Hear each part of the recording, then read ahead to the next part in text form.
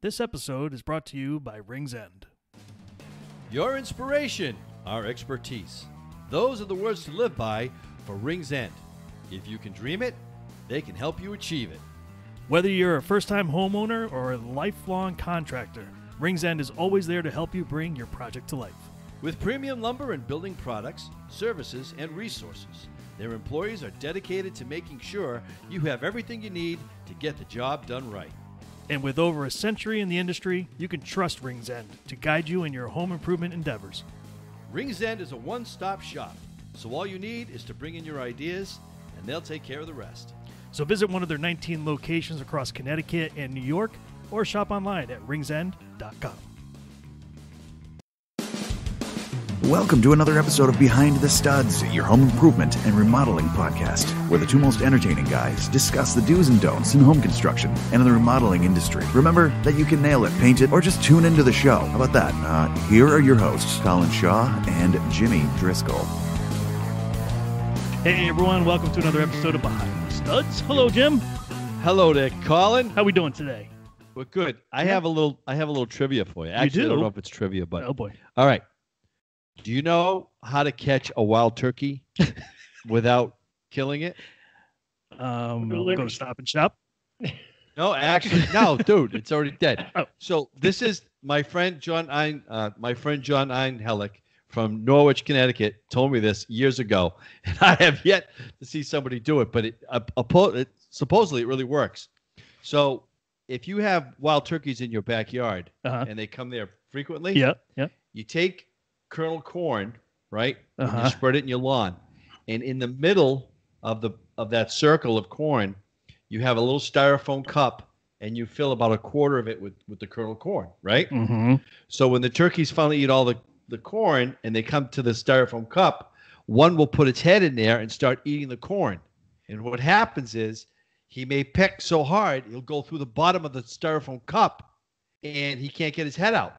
So when they can't see, they lay down, and you go right over and you can pick the turkey up. You know, for the past 20 seconds or so, Marissa has been cringing, waiting to see where this is going to go. Yeah, she's but like, it's the truth. Great, now I got to edit the intro. No, that's he's very done cool. it. All right. John's I done like it. it. Because I I will like now it. call him and go, Johnny, you lying to me? And he go, no, man, I've done it, man. It works. But I'd be afraid of their talons because they're really sharp. Right. Yeah. They'll do some damage. Hey, also one other thing too before we begin the show. Thank you to Mel. She got her mug and she was very excited. Awesome. And she took pictures and one with her dog as well. So they're very cool.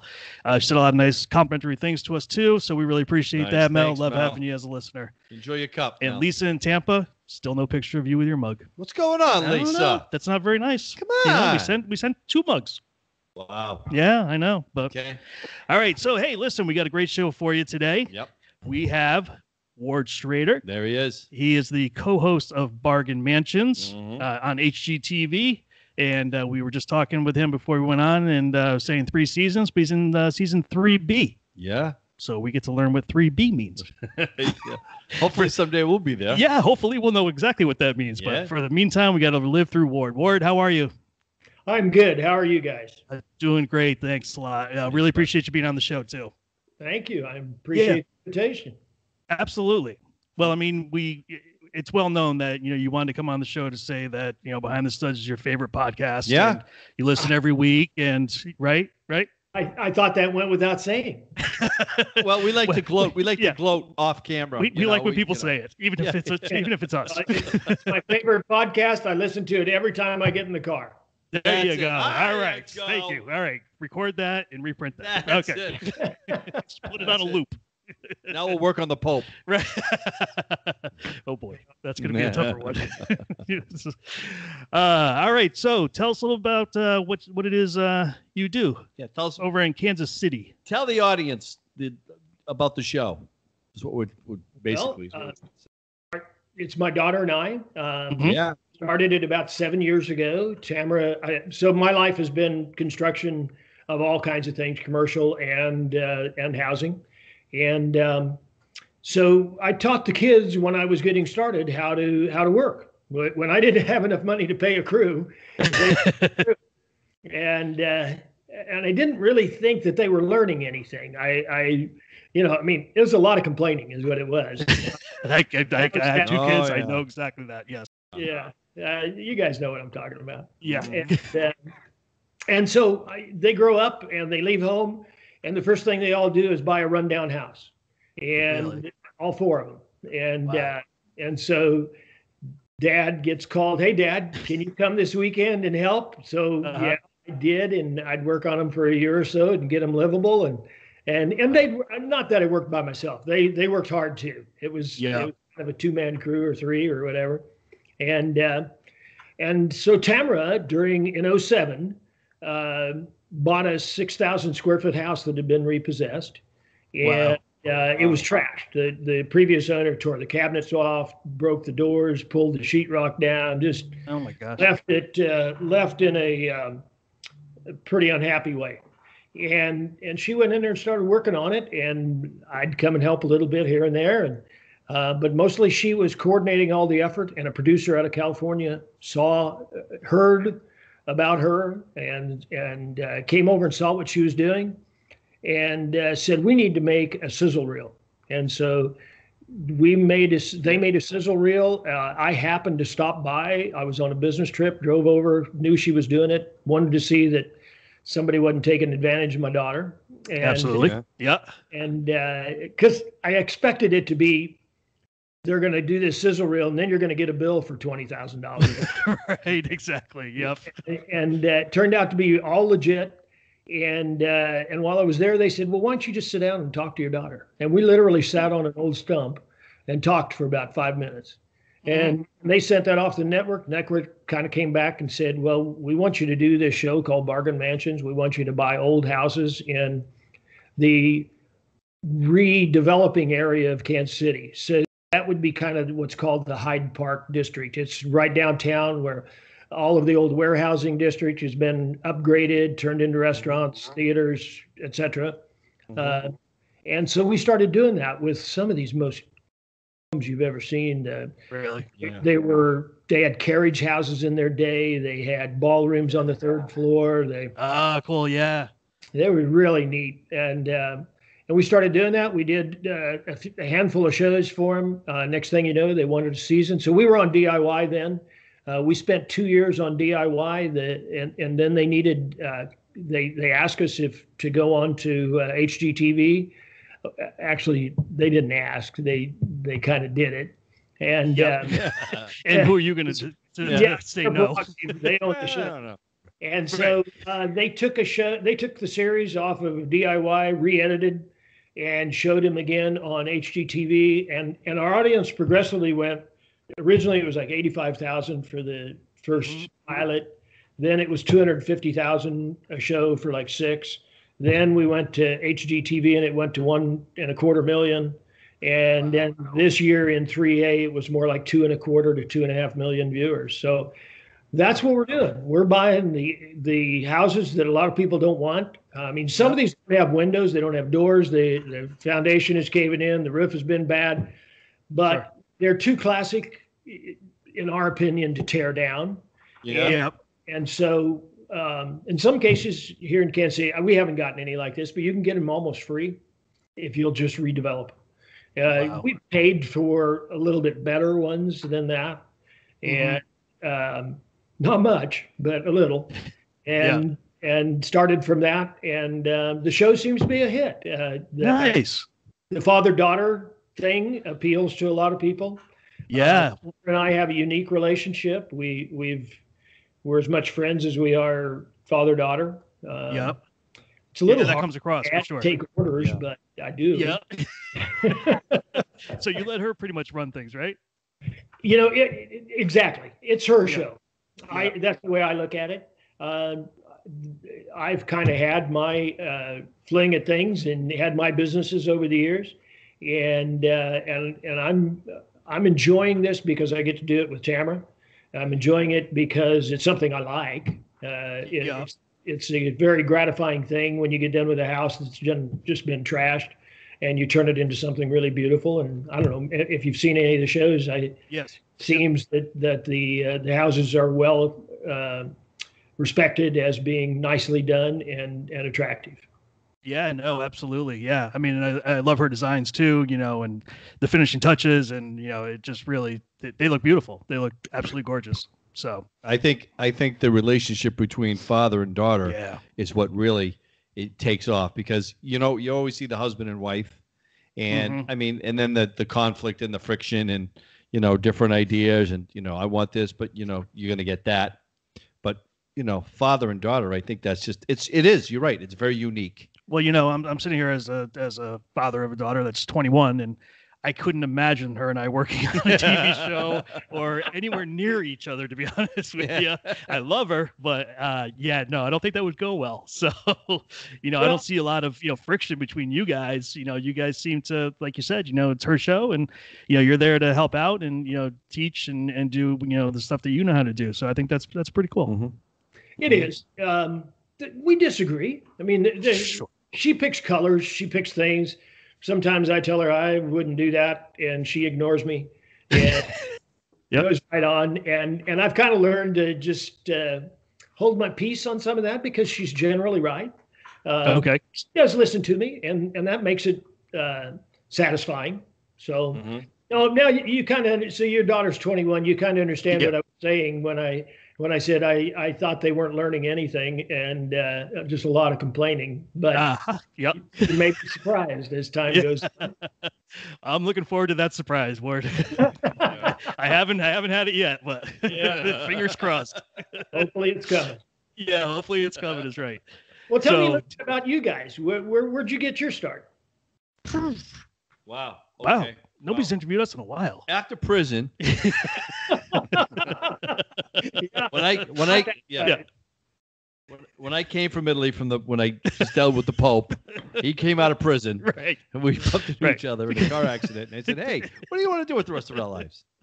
No, actually, we've known each other for over 30 years now. Yeah. And it was actually, it started out as I was a rock star, and he was working for an entertainment group, and I stopped being a rock star and I wanted to eat, so I became a handyman on the shoreline here in Connecticut and a union carpenter. And he got out of the business because he was just making so much money he couldn't hide it anymore. So he figured he'd get into it might get rich slow scheme here in home remodeling. And one day I was getting my truck serviced, and he was getting his truck serviced at the same gas station. And we were like, "Hey, man, what's going on?" And we actually partnered up as doing a handyman business together. And Colin is so good at it. He went out, and we got to the point where, okay, Colin went out and he would get the jobs, and he'd leave me on the job site, and I would do the work. And he'd go, "You need anything?" I go, "Yeah, double cheeseburger from McDonald's." And he'd come back and get double cheeseburger, and I'd keep going. Sometimes you got to feed him, Ward, You got to feed me, because if you don't, I got the nickname as Mr. Wilson. Yes, he was Mr. Wilson. I'd get hangry. Oh, my God. Oh, you feed too? Him. You gotta... I have that problem, hangry, and the whole family. My son's Yeah, my son's like that too, So I've been doing the remodeling thing for about 15, 16 years now. We started off as a handyman business, then turned into a full home remodel. Then I brought the handyman business back, so I kind of run both of those now. It's been good. We decided to do a podcast. Actually, Marissa, our producer, came to me first and was like, "We need to do a podcast." And I'm like, "Why?" And she's like, "Because of this, social media, blah, blah, blah." So I said, "Okay." And I started listening to podcasts, and I was like, "Oh my God, I'm bored." And I'm like, nobody's going to want to listen to me talk for 30 minutes, let alone I don't want to hear me talk for 30 minutes. So after a couple of weeks went by, I thought of my buddy here, Jimmy, and I'm like, you know what? If he'll do it, this would be a lot of fun. So here we are almost 3 years later. And we're in season 3. No B or A or anything. No B, A, Z, season whatever. 3. No. So this is us. This is the way we are on camera, off camera, on the microphones and out. I'm full of sarcasm, and he's just, he's the logic thinker, and I am too at times, but that's how we get through it all. And Ward, it's funny you said how you're enjoying doing the show and stuff like that. For me, this is like the one thing I really enjoy every week. It's a way we get to just step out of our business selves and just kind of be goofy and have some fun and meet some really cool people like yourself, and hopefully give some advice to certain people that it can actually be helpful, but hopefully entertain them at the same time. So we can't believe it's been 3 years. It's yeah, like, no, it's man, crazy. It's like, wow, where did it go? Right. It's just like, like I think it's been a journey. Tamara would say the same thing. I'm sorry, did I interrupt?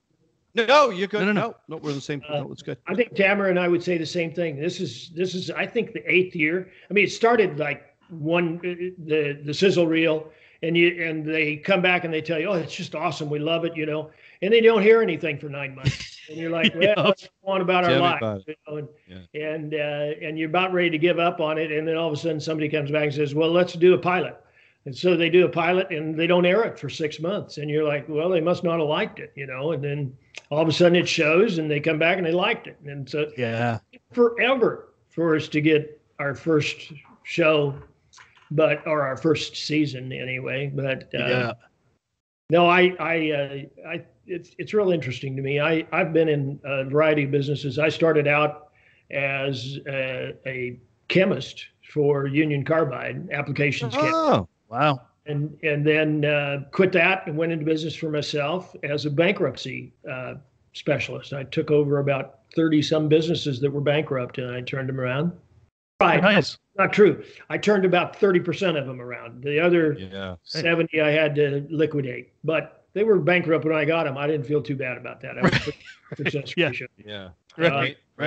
And then that I ended up getting into the medical industry because of a bankruptcy that involved doctors and medicine, and started building hospitals and surgery centers and owning them and operating them. So for the last 25 years, I've built 30 some medical projects that we owned and operated, and hired docs, hired nurses, billed, collected, did all that stuff. So I've encouraged my children to be entrepreneurs, and that's one of the things that I kind of like to talk a little bit about, is motivation to young people to get out and do just what you guys are doing. But that is so tough to do. That is so that is the mountain to climb with the youth today. I was a mentor for the union carpenters, and we tried to get, and Colin does too. We tried, when we see kids and they don't know which way to go, we just say, listen, you can make a good figure of money at the end of the year if you take up a trade, whether it be carpentry, plumbing, electrical. Don't worry, you will not go hungry. No, you will never go hungry in this business. So you'll love it. I've been trying to. I've got an 18-year-old granddaughter. I've got 9 grandchildren, 18 to 4, and actually 5. The youngest one had a birthday last night. Nice, happy birthday! And I've been trying to convince my children not to go to college. My grandchildren. I think it's totally unnecessary. Now, that's not true for some of them. Some of them are not mature enough. But this 18-year-old granddaughter of mine is 28. And I mean, she may be 18, but she thinks like she's 28. Yeah. And she's got all the tools. And I've been trying to convince her to be an electrician. I've got a friend who would train her, get her through the, whatever it is, the journeyman, or not journeyman, but the apprenticeship. The apprentice, to get her license. And I told her, I said, if you do this, you and I will own Kansas City in 10 to 15 years. Nice. There's so many women out there that don't want a man coming into their house when they're home alone. And we could have a full independent electrical company with almost just women. Good thinking. Yeah. That's good thinking. That is. Let's do it, guys. Come on. Oh, Jesus. Hey, we're tired over here. Oh. Sounds like a lot of work. Oh, my God. Sounds like any work at all for us. I think. No, it's I'm with you too. I do think that college serves a purpose. Lawyers, doctors, nurses, that sort of thing, where they have to learn certain things that maybe they can't learn totally out on the out in real life. Sometimes the lessons that we learn through hard knocks, that's kind of the best education you can get. Hit the ground running and just go out there and do it. Yeah. It's almost like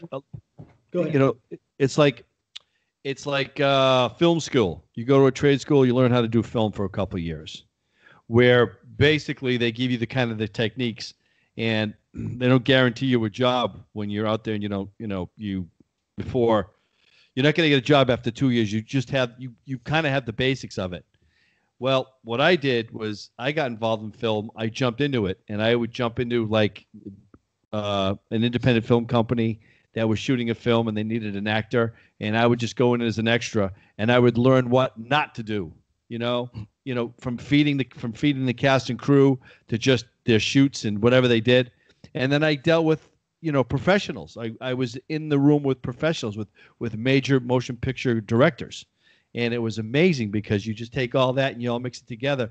And that was my education. And it didn't cost me. It just costed me my time. But I would have gotten that if I went to school for it. Right. And I'm not bashing trade school, not whatsoever. But you got to do both. You just can't. I think you have to apply what you know. And if you don't know it, get into a circle of people where you are the dumbest person there, because you learn so much if you just shut your mouth and you hear it all. And you observe it, Same thing with the trades. I mean, carpentry, plumbing, I learned a lot. I went to years ago when I got into the trade. I didn't know how to read a tape measure, but I answered a paper to a carpenter. He said needed a helper, and I said, "Listen, I will be there on time. I'll be there every day on time, and I want to learn." And he said, "You're the guy I want." And I started on Monday, and we had a great relationship, that whole positive, and we had a blast. We had so much fun, a lot of fun stories, a lot of great stuff. And I learned so much from that guy. Yeah. And it goes on today. Yeah. Him and me, You said you were a rock star. I didn't know you were a movie actor and producer too. The list goes on and on. More, trust me. I am a man who wears many hats. We'll talk about it after the show. Yeah. And done that too. I've done it all. Life is like mom says, opportunity only has one pair of knockers, so I grab at any opportunity. So that's it.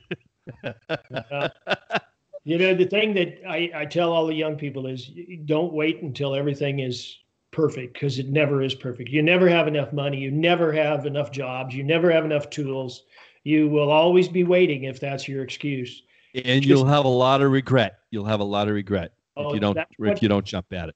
That is exact. I went home the day that I had a great job. I was making real money, and as for the time, and I went home and told my wife, I don't care if I got to dig ditches. I'm not going back to that job one more day. Wow. I am starting my own thing. She about had a heart attack. We had health insurance. We had little kids under 12, and I said, I just can't do this. I can't go the rest of my life and think at the end of it that I didn't make the hard choice and go for it. I instead let everybody else make all my decisions for me in my life. The one rule I followed is if I'm going to fail, I want it to be my decisions that caused me to fail, not someone else's. Right. Great. That's great.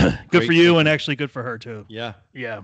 So, scary. It is scary as hell. I've changed careers a couple of times myself, and my wife has been freaking out because she's not a risk taker at all. And then doing what we do, this industry is risk taking on a regular basis. Yep. It's not conformed to be a certain way day after day after day. I mean, with the trends and everything else that goes on, this industry is, up and down. So, yeah. Yeah. It must be amazing. I just feel like telling some people, if you could be in my head for one day, it would explode.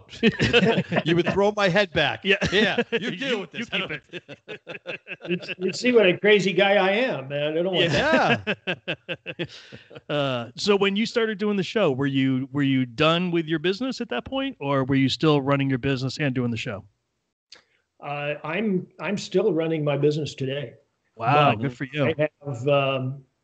I have quite a number of employees, and they are quite good at what they do, and I've given them some ownership, shared some ownership with individuals over the years, and made choices that I was happy with that, and I don't have to own it all. I wanted my life to simplify, and I've had 200 or 300 employees responding to me daily, and at some point in time, there's nothing that they can surprise you with. Right. Maybe something new once in a while, but they can't shock you anymore. Yeah. And I was just ready to move on from that. So we have a management company in Wichita. We employ 50 people there, I guess. And they they know more about running a hospital or a surgery center or any of those things I'm involved with than I do. So Right. now I do the negotiation of starting a new one, maybe, or Mm-hmm. just some of along those lines of things that I do. And the other thing I do that I really love is if one of my grandchildren call and say, "Hey, Gramps, we need you today," I'm there. Yeah, that's nice. I can give up the work. Go have some. All right. Go be grandpa. Nice. So That's on great. that Ward. So out of the day, out of the 8 hours or 12 hours or 14 hours that you work, what is your perfect time? Do you find it in the day that with being so busy either with the show or with your other jobs and everything that you run, is there a certain part of the day or a certain time where you are just, this is what it's all about, that euphoric moment of 15 or 20 minutes of the day that you're inside yourself and you're really, really happy? Do you get that every day? I know it's not a loaded question because I'm asking you that because that's what I search for every day when I go to work every day, whether it be in the morning or in the afternoon or at night. I need a 15 or 20 minutes to either reflect or to get ready. And it's my sweet spot. Do you ever get a chance to do that? Do you ever do that? I think of it just a little bit different, Jim. I think of it as because my life is pretty diverse. Yeah. Every phone call I get, every meeting I have is considerably different than the last, and so it's maybe a poor analogy, but it's kind of like mowing your lawn. You know, it needs mowed. You go out and you do it, and at the end you stand back and you can look at it and say, "It looks great. I feel good about it." Every call I have or meeting I have is about something else, and did I accomplish something, and is it constructive, and or will it lead to something? And so I can look at almost every one of those in a day's time and feel good or bad about them. And at the end of the day, one thing I do almost at the end of every day is look at it and say, was I the best man I could be in every respect, morally, professionally, an investment guru or whatever you want to call me. I mean, was I good at what I did, and can I be better tomorrow? And so don't think I've really answered your question the way you ask it, but that's kind of the way I look at my day. Yeah, you know, I think you did because learn by example, because of all that you do and all the hats that you do wear and what you're doing, you still remain positive. I mean, and you achieve at a healthy pace, if I could say that, if it is my judgment to you. Because there are so many people out there who are trying to achieve or have achieved, and they're freaking miserable. You know, it's just like they're trying to get to the top of the hill, and they're not enjoying the journey as they go.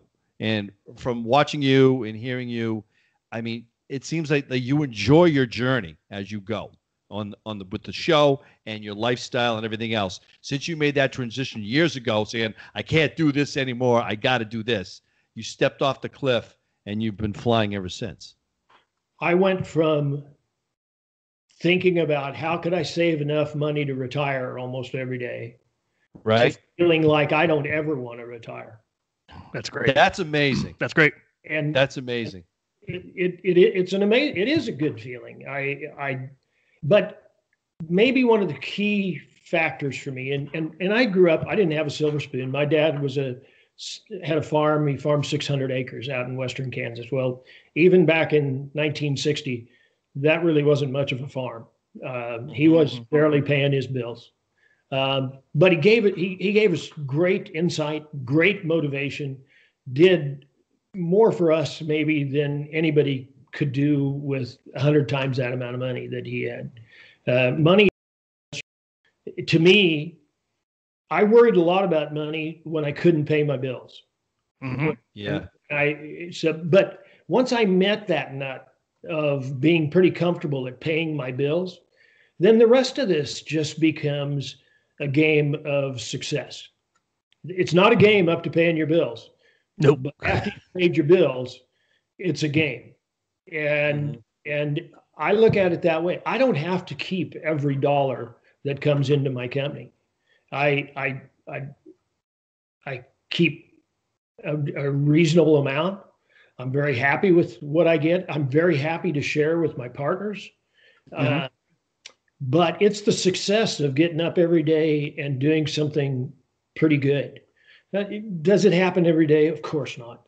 No, But sure. it happens pretty frequently. And some of the successes have nothing to do with money. There's two young men, one from Brazil and one from Spain. And they both got to the United States with tennis. They were tennis players. And so they got full ride scholarships.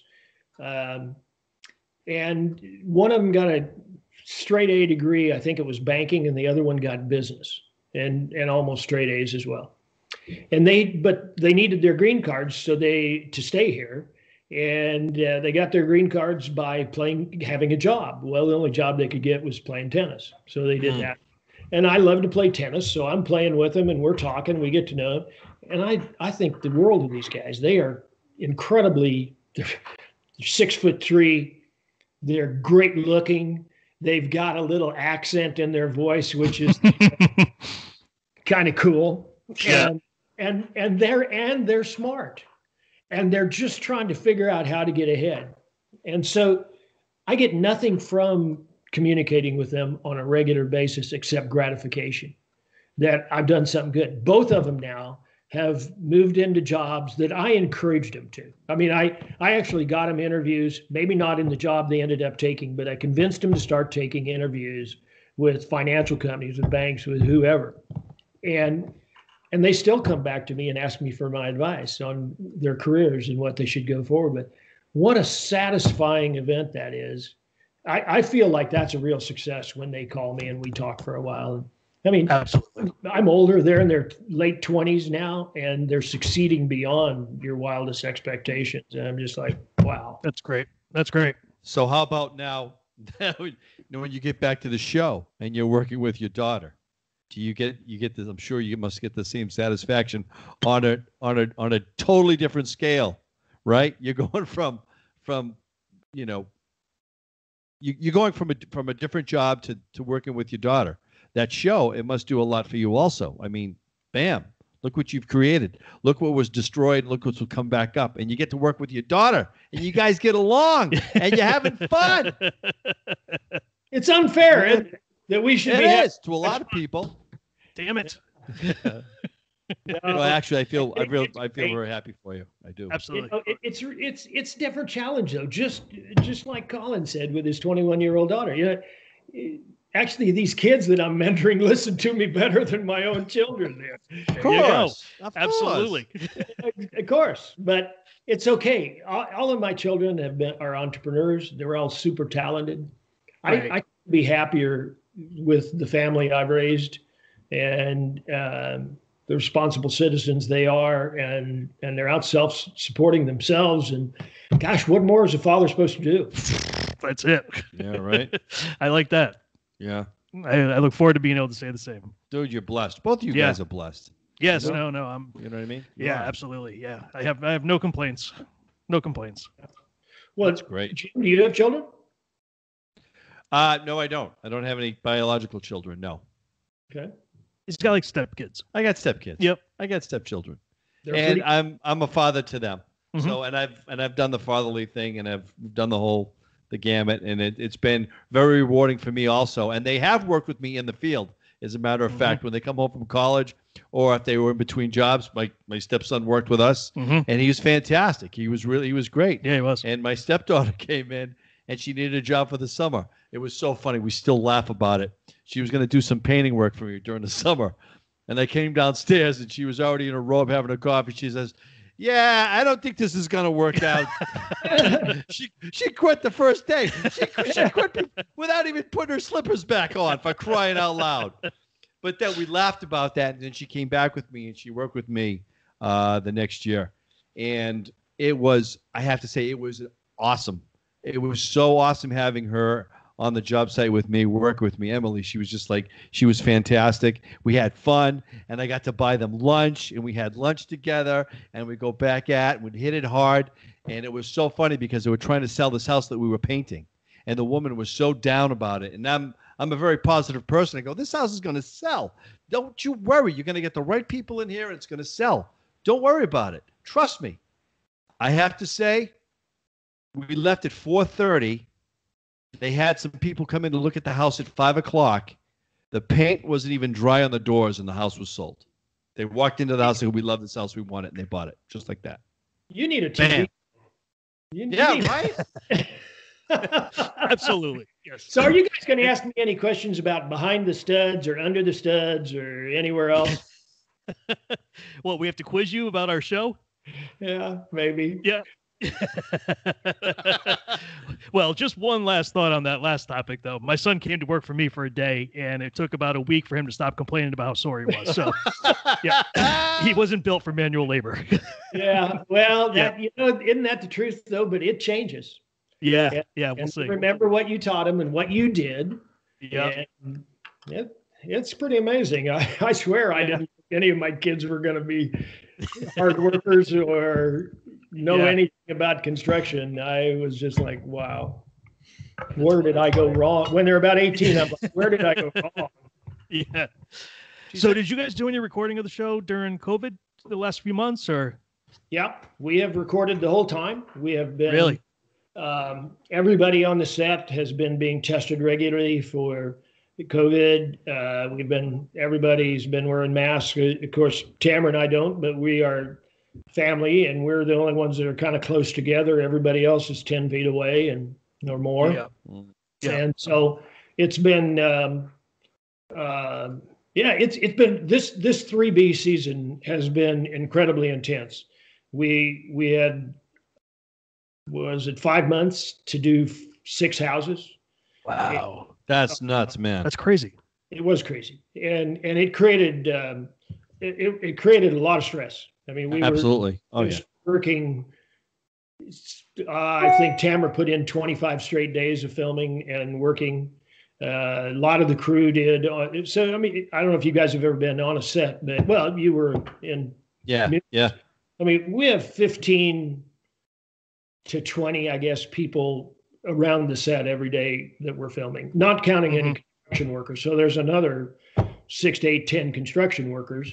And so to your point about COVID, a lot of the construction crews had to limit the number of people they had on the job site because it was, I don't know what the rule was, but it must have been some kind of square footage rule, and you could only have 6 guys for every 2,000 square feet or something like that. Mm-hmm. So instead of having 10 guys working the house every day, there were 5. So that slowed that process down. And, so our show is totally spontaneous. There's no, it's totally unscripted. Yeah. The directors say, okay, I want you to go into that bathroom and talk about the new tile and the countertops and the sinks. Okay. Yep. Tamara and I have an easy time doing that. We're going to do it anyway.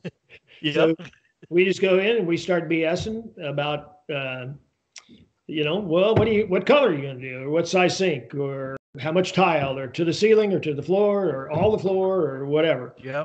And after about 3 weeks of continuous filming and construction and 10, 11-hour days, it was kind of hard to be spontaneous and cheery.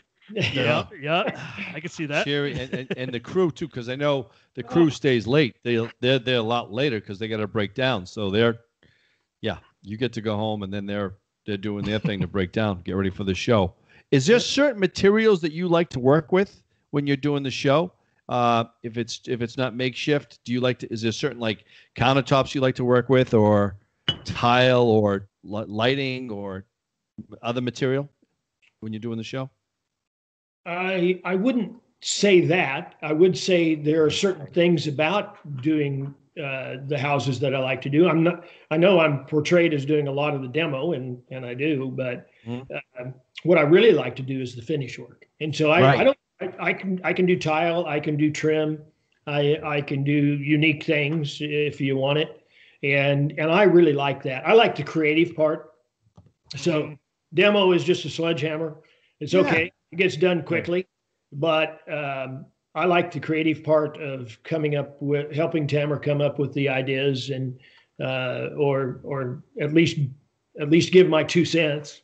And and then I like doing it. It's kind of like that lawn mowing analogy I gave you. When you go to a bathroom and you do the tile, it's so nice to walk out of there at the end of the day. And, ooh, that looks really pretty darn good. I did a good job. Right. Yeah. I mean, I went from corporate America to doing this, and it was because I love to be able to look at stuff at the end of the day and go, wow, we did that. You know, and how cool that is. You know, and any house that I've ever worked on, you know, for like, you know, building a house. Yeah, I drive by the house, you know, every couple of years or something, you find yourself in that neighborhood or something, you drive by and you're like, wow, I built that house. I helped build that house. And it's very rewarding. It is. And I drive by the casinos and go, I built that casino. I built that casino, and I built Pfizer. Oh my God, I built that too when I was in the union, you know? So that was something. Yeah, but I understand. Yeah, I get that. Do you ever get, when you're on set and you're working on the show, do you ever get lost in the craft, meaning you forget the crew is around because you're doing your thing? You know, actually, I kind of think Tamara was really nervous when she first went on camera. It was like, she was sweating bullets. I got nothing to lose here. Let's just have fun. Yeah. And so I think that's what makes it easy to have fun on the show, is that maybe there's a couple of things. Our lead camera crew have become friends. They aren't a camera crew. It's the same camera crew almost all the time. And so that's really nice. Yeah. Our gaffs and our whatever else, they're kind of the same guys all the time. I mean, I'd say 80% of the crew is always kind of the same. And we sit around and talk, you know, in blank spots here and there, and we get to know each other and we know their families, and we've had lunch and dinners and different things together. So it isn't intimidating to be in front of them. They know my faux pas. I mean, they know that I'm going to get edited 10 times because I don't know the politically correct thing to say. God bless you, man. Hey, I got somebody just like that right here. Jesus. Here. I got a horse bit in my mouth. Pull it back. Pull it back. Pull them back. Some of the things that we ever do on the show, they cut out because they're whatever. Yeah, risque. Oh yeah. But no, it's really easy. Yes, I get lost all the time because I don't even know they're there. It's just Tamara and I talking. Yeah. Nice. Dude, that is really good that you got a crew. The crew is your family now. Yeah. You know what I mean? You can joke around, you can laugh. You all know each other, which is fantastic. I just spent an hour on the phone before you guys with our lead camera guy, and we're not even filming anymore. This goes over till next year, and he's just a great guy. Ty Jones' his name, and he's interesting, not just a cameraman. He's got a life, and been an entrepreneur, and he rents his equipment all over the country. And it's kind of funny. You talk to anybody in business for themselves, you're going to learn something from them. They have an interesting life. They've done something unique. You guys have an interesting life. TV or a rock star, a movie star. Oh yeah. I don't know about Colin. Well, he doesn't sound like he's done anything but construction, so I don't know. Well, let's see. I was corporate America for many years. Suit and tie guy. Doing the hotel business thing, food and beverage, and did my time and got to the point where I said I always wanted to be. I was going to be the general manager of a full service hotel with over 100 people working with me and everything. I got there and I was like, no, this isn't for me. I'm done. That's not going to work out. So, and I've done entertainment as well, music stuff. I had a little career in that for a while. That's how we met. That's how we met. Yep. So I was touring in Connecticut with my band, and it was a mutual friend. It was a lighting designer in New York City who lived in Connecticut and said, hey, I got this guy. They got a radio station. They're looking for bands, and you'd be great. They would love to have you. And that's how it all happened. And I ended up going to Connecticut, and I really never left. I still toured, but I came back to Connecticut. And Colin was working for this entertainment company, and it went from there. So what'd you play in the band? I was a singer. Can you And give us long hair, brother. Have we Can you ever give us said a what the little name of the example? band?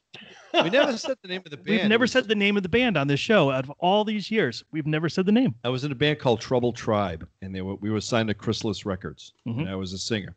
And it was one of those things that was just took me years to get there, but that's what like Colin did. He fought to get to be the manager of a hotel, and since I was 17, 18, I wanted to be a singer in a rock and roll band. Even though I was going to school for theater and communications and I did all that, I always had this music in the back of my head. So after I went to college for theater and communications, and then I went to Boston University and I was in a couple of years, I couldn't afford college anymore.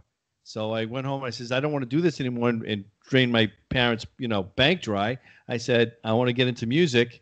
And they were like, well, you're going to take a trade. So I ended up going back to communications trade school.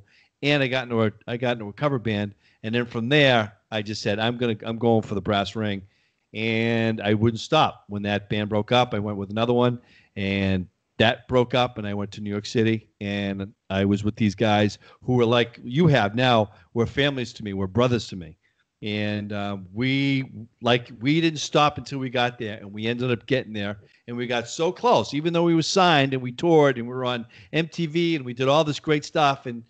Something that, you would write a book about. It was awesome. It was a great time. Chrysalis sold to EMI Thorne, so we were in the red. We weren't in the black, so we got dropped. And I started my own band. And I was touring, and that's when I met Colin. Mm-hmm. So, and that's when I did a total shift. Once I moved to Connecticut, I was just like, okay, the rock and roll thing is just not going to happen anymore. It's a different mindset when you're not. I'm not putting any musicians down because I've met so many great musicians. The mindset of being a professional is different than being in a cover band playing in a bar. It's hard to do that. It was hard to do that for me. So I picked up the trade that I learned when I was out in Long Island, and I stuck with it. And I said, I'll stick with my artistic work too, as far as doing film work and getting back into acting, which I did, and that's what I've been doing. And this has been an amazing outlet for Colin and myself, which works out. It's been working out perfectly. We love doing this. It's a great show. We get to meet people like you in all various types of the construction industry, and I get to be the people person that I love to be the mayor and to meet people and make them laugh and learn something, Mayor? Jesus. And I'm stupid. I'm still stupid. We'll make you the mayor of Niantic. The mayor of Niantic? Yeah. I want my float. I'll have a float. I'll talk to the right people. Don't you worry. I'll talk to the people. I'm waiting to break into some song here any moment. Oh. No, just make sure you look up on YouTube, That's Trouble it. Tribe. Yeah, you can see it. You'll see it all. Wade. You'll see it. all. You just got to imagine his hair is like a lot longer. You see my guitars in the back, I guess. And Yeah. 4 years ago, a little less, I have never taken a music lesson. I had never played an instrument. I, kind of once in a while say, oh, I'd sure like to do that, but I never did it. And I went out and bought myself a really nice Taylor guitar and started taking lessons. And I've been working at it ever since. And I'm probably not very good, but I'm really enjoying it. And I've got a few songs I can sing, and I'm not dancing yet, but I'm singing. All right. Yeah. Dude, if you dance, then you've just filled the gamut. I mean, it's just like, what do you not do? Right. Sing and dance, build hospitals, and I deal with my daughter every day. Yeah, what the heck? Well, that's what I kind of joke with everybody. I said, I did all these hospitals, I did all this construction, and then just naturally it led into television. So what the heck? Sure, right. Course, I mean, why not? What was going to be next? Yep. No, next week I'll be out saving whales, So I wanted to tell you one thing about you asked me what I really liked in the houses or something, one thing or another. Yeah. One thing I really like doing is taking the old houses, and so often their foundations are really bad, and they're not level, they're sinking in the middle or whatever they're doing, and I've really, there's a kick in it for me to put jacks under a house, start lifting it up a little bit at a time, getting it back up to level, and then go from there to rebuild it. Because if you don't start with a decent foundation, man, you are constantly fixing unsquare doors and Sure. Right. Yeah. windows that won't open and God knows what else. So Are you using the 18-ton pump jacks? Is that what you just did? Crib it? Is that what you're doing? I bought bridge jacks. So they're jacks that they actually use on the interstate highways to lift the bridges when they have to do maintenance underneath Oh, the. man. Jeez. And Well, You don't mess around. I think one of them could lift the whole house if you could arrange that, but Yeah. it's geared super low and they weigh about 75 pounds a piece. They're impossible to carry around, but they just move a little bit. So whenever you crank on them, so you put them in the center of the house, 3 of them along the beam, maybe if that's what needs straightened up, and you put a steel pipe underneath it, and today you go in and you move it half an inch. And then you kind of go do demo or whatever for a week and you shake the house up. And then you go back the next week and you raise it another half inch. And maybe you need 3 inches. So over 6-8 weeks, you shake, rattle, and roll to your rock background. and you get the house leveled out and you kind of get some things stabilized, and it does make a world of difference in moving forward from there. Absolutely. That makes sense. Do you like working with the old stone foundation at times if it calls for it? A lot of these old houses are stone foundation, and it took me a while to learn to like them. And the reason I finally did was to understand them. They were never made not to hold back or to hold back water. They were never made to do that. Correct. They were made to leak. And if you look in most of the old houses, there are channels in the floor, kind of. I mean, the floor was, if it was poured, it was poured so that it all kind of sloped to a floor drain. And the reason was that the water came through those foundations as fast as it possibly could. When you try to seal up those foundations with some kind of cement or whatever and hold the water back, that's when you start destroying those foundations. They last a long, long time if you just let them drain. And the limestone, well, so that's what they are here, is limestone. Yeah. Not granite or anything else. And the limestone needs to stay wet to stay solid. If you completely dry them out, they become brittle and they break. And so you just leave them alone. Let them drain. Their ceilings are too low to do anything in those basements anyway. Right. Yeah. Well, mine's taller, so I do have a stone wall. I'm getting to this, but I did seal it. I put the guy that was working with me, he put he styrofoamed the cracks and he did a slurry on top of that. And I was just going to put like a Loxon on top of it, UGL waterproofing. And then I was thinking about building a cinder block wall in front of it, and then waterproofing it as I went up. So I would go up a few, I would pin it, rebar it, pin it, cement, and then as I go up about 3 blocks, I would put the waterproofing behind it, and as we go. And that cinder block wall would probably only be, I would say maybe 6 inches. Well, no, it would have to be a foot. It'd have to be a foot off that stone wall. That's what I'm thinking. I haven't done that yet. Well, I might make a suggestion. Yeah. Be so bold. Before you do that wall, you can do that wall and it'll be fine. Yeah. But break out the foundation. Yeah. Drain tile in that goes to a sump pump, and capture that water before it gets to your block, your new block. And so put the drain behind the block. Put the drain behind the block. So take 6 inches out of your floor out. Yeah. Go down in, dig out the dirt a little ways.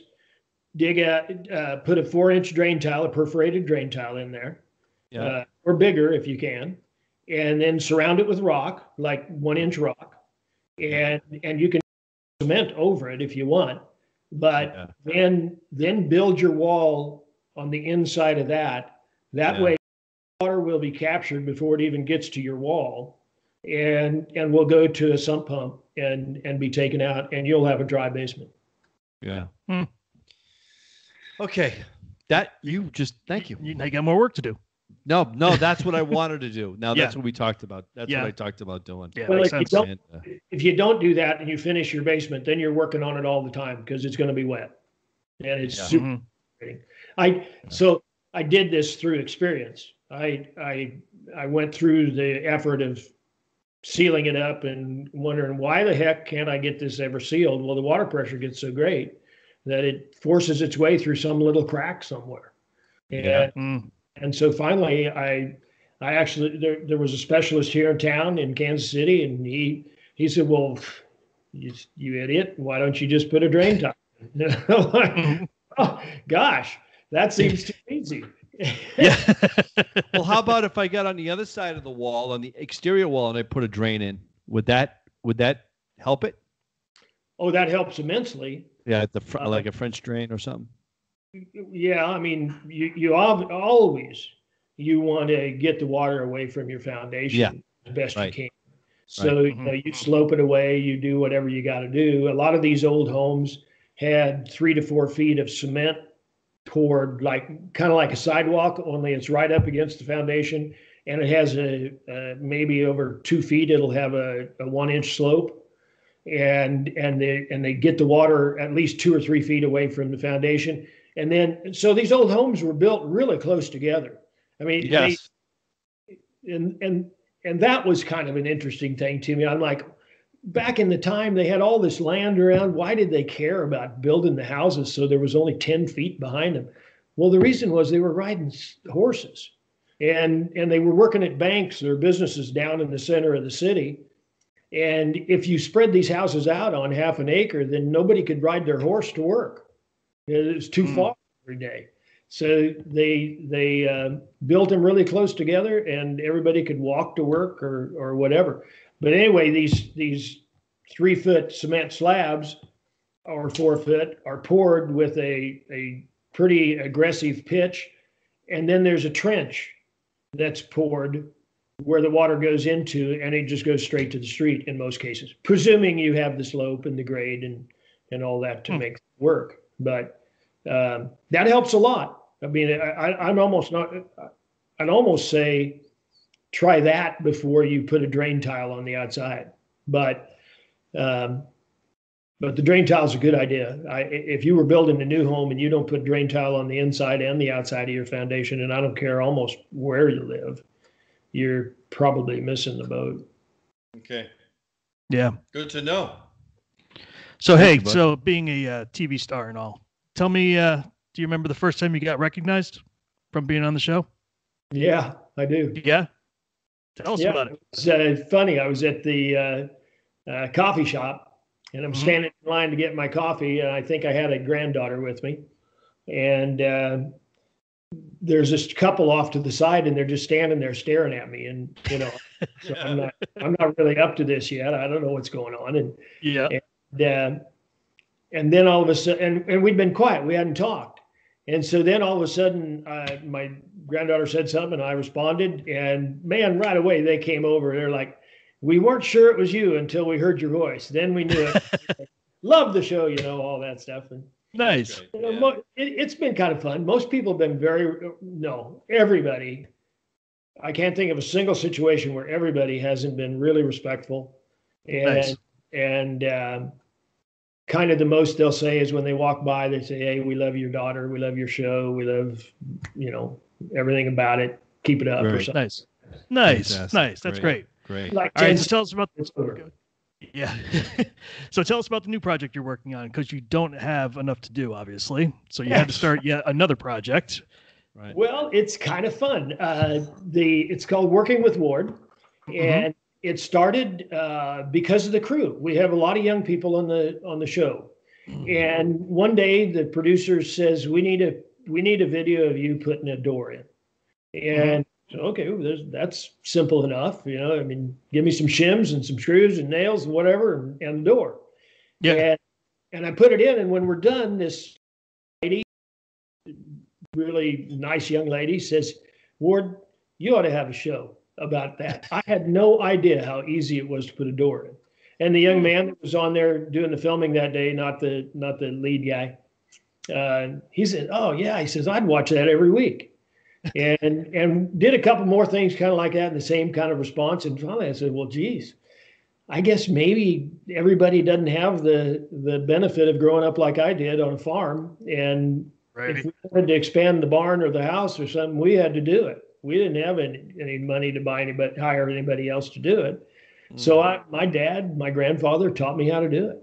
And so that's how it started. And so we've been doing everything from the simplest little things, like I just did one that was how to do your faucet. You got a leaky faucet?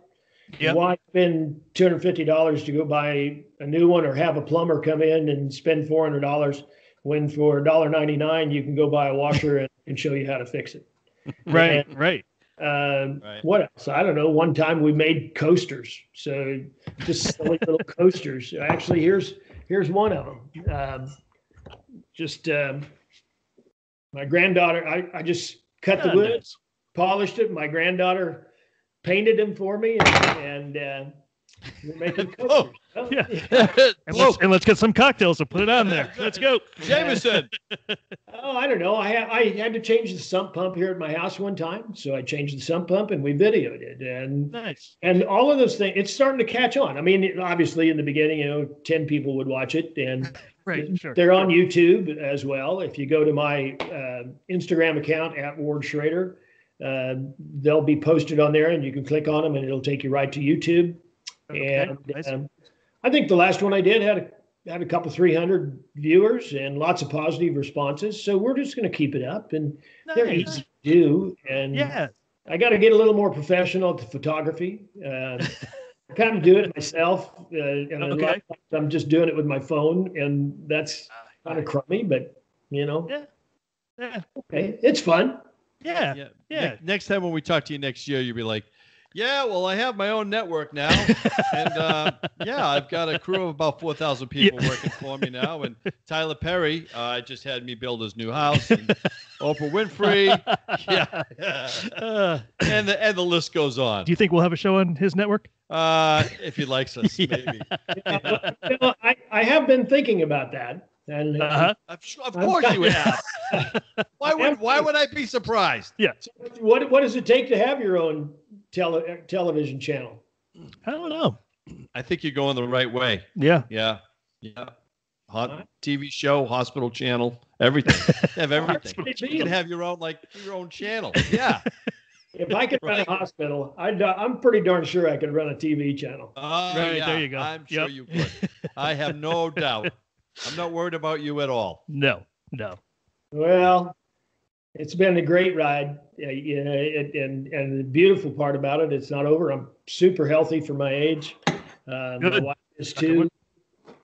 I'm sorry. I said I knocked on wood just to make sure, because I'm a little super. He actually knocked on marble. It's not wood. He knocked on. Come on, it was a thought that counts. We got right. Yeah, wood. There you go. We're good. We got you. So life's been great. God's been good to me. Good. Hopefully, I'm holding up my end of the deal, and couldn't be happier. Life's good. Good. Great, good. Well, listen. That's another thing I would tell a lot of young people. There's always a positive in everything. You don't have to look at everything in a negative view. Right. So anyway, enough of my.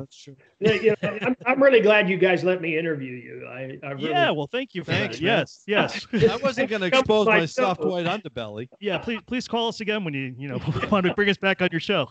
It's been fun. I like it. I always kind of wanted to be Johnny Carson or something like that. That tells me how good I am.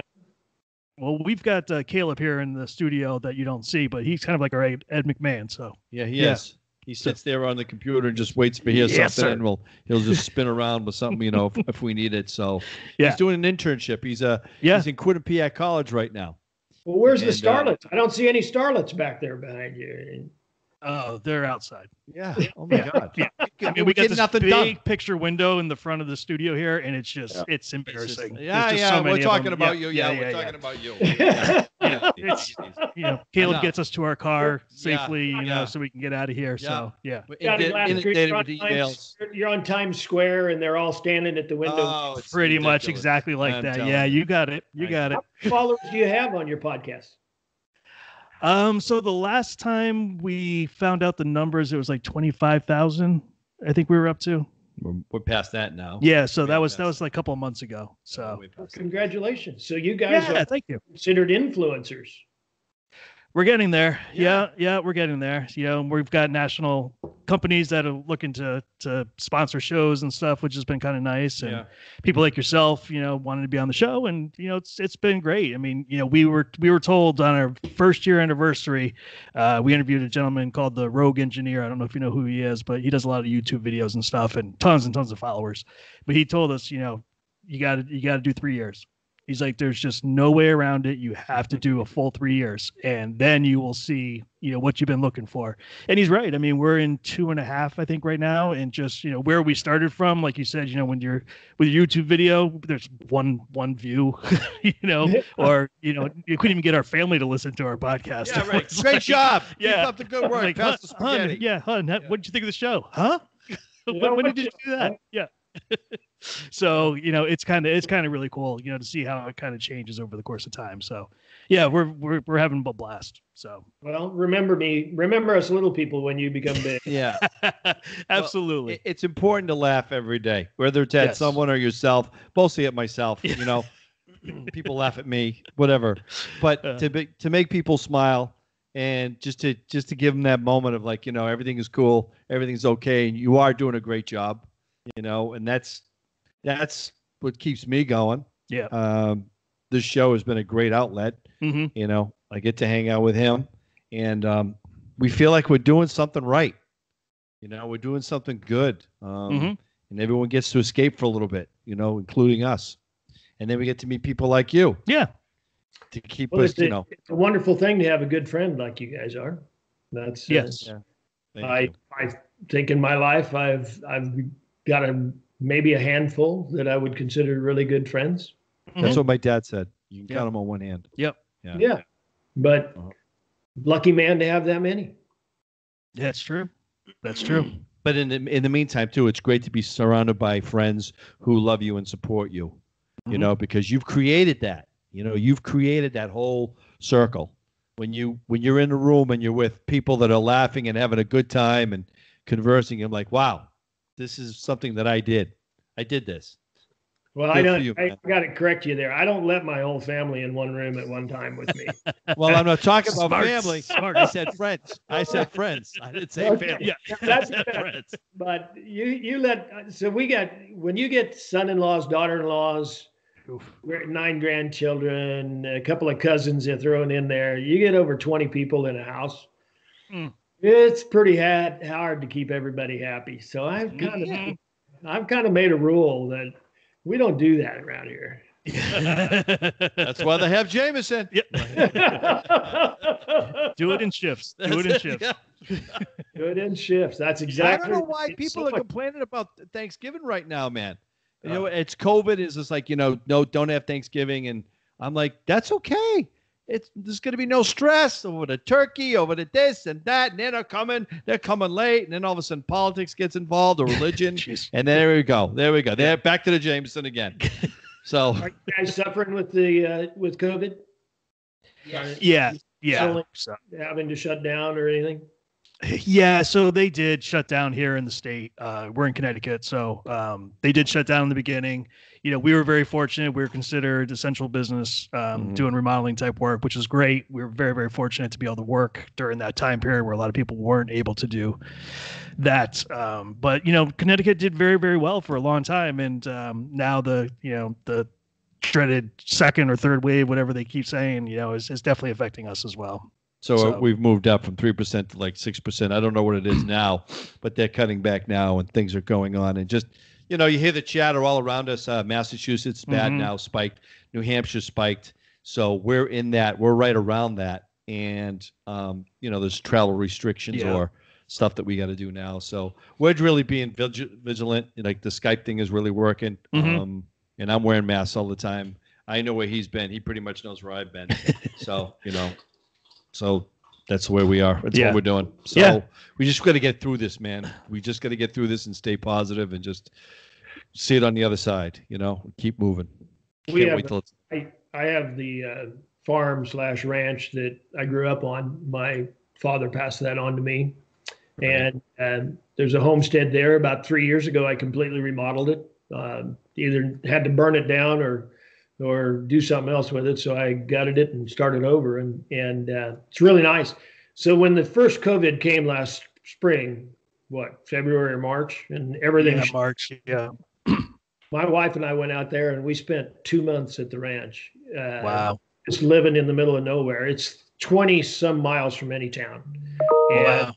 And we saw 2 people in 2 months. Wow. It was really pretty awesome. Now I don't know. I don't really know if I'm going to feel that way if it shuts down again, but we had the greatest time. We spent time together. We had to rely. It was just us, so we had to rely upon each other for everything. And it really. We've been married 48 years. God bless you, man. Congrats. Thank you. And it kind of reinvigorated, I guess. I mean, not that we needed it, but it kind of opened up avenues or doors or whatever you want to describe it as, and really made for one of the most pleasant times we've had in years.